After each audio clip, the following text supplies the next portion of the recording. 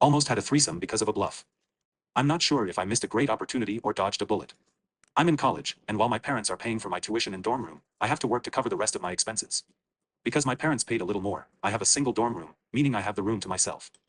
Last Friday, I had a date with a girl named Ashley. This was our second attempt at a first date. The first time was cancelled because she got sick. We were in the restaurant for about 10 minutes when a friend of hers, Kate, walked in. I suspect they had arranged this. Kate greeted us, and Ashley asked her to join us. I wasn't happy about that, but I didn't say anything. I read on Reddit about a guy in the same situation where they expected him to pay for everyone, so I was planning to use the same bluff he did. At the end of the night, the bill came, and I asked how we were going to handle it. Ashley asked me what I meant. Of course, I was meant to pay the bill. I was expecting that, so I said, Ashley, I took you on a date and got Kate as extra. If I'm paying for all of us, I guess a threesome is on the table. I was expecting them to argue and eventually take out their wallets. But Kate called my bluff. She said, sure, how does tonight sound? Ashley looked shocked, but she kept quiet. Kate was bluffing, I'm sure of it. I play a lot of poker, I was sure I could spot a bluff. So I said, okay, if I'm paying, both of you are coming with me to my dorm room tonight. Kate said, sure, I don't have to be up early tomorrow. We have all night long. I waited a few moments, giving them a chance to back out, and then gave the waiter my debit card. I escorted them to my car, still thinking they would back out. But they didn't. We drove to the dorm, and I was hoping they would back out. The truth is, I don't have a lot of sexual experience. I was really bluffing. I hardly know what to do with one girl, let alone two. I was nervous and wanted to back out myself, but my ego wouldn't let me. We walked to my dorm room, and just as I put the key in, Ashley broke. She said, I'm not doing this. I'll Venmo you my half, and you can lose my number. They started to walk away, and Kate smiled, turned to me, and said, I know you were bluffing. But I wasn't.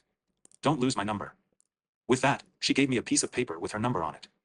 I am both excited and afraid to call Kate. Part 2. Almost had a threesome because of a bluff, did get laid. It's been 3 months since my date with Ashley, where I met Kate. Kate came to the date as a sort of test set up by Ashley.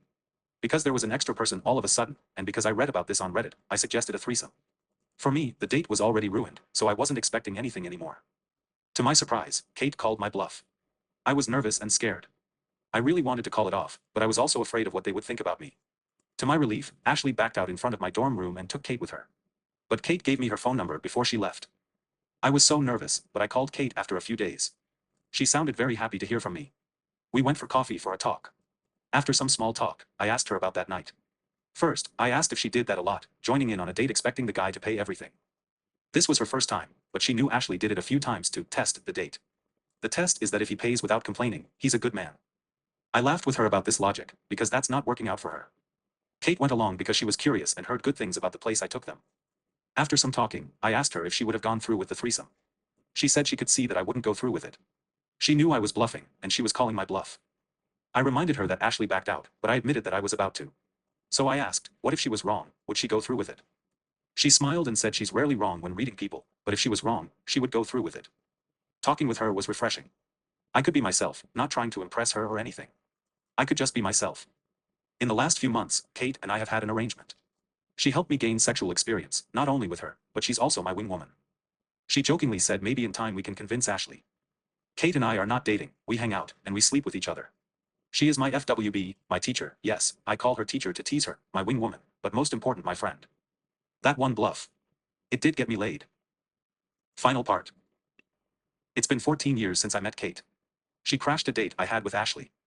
I bluffed about a threesome, and Kate called my bluff. Ashley backed out at the last minute.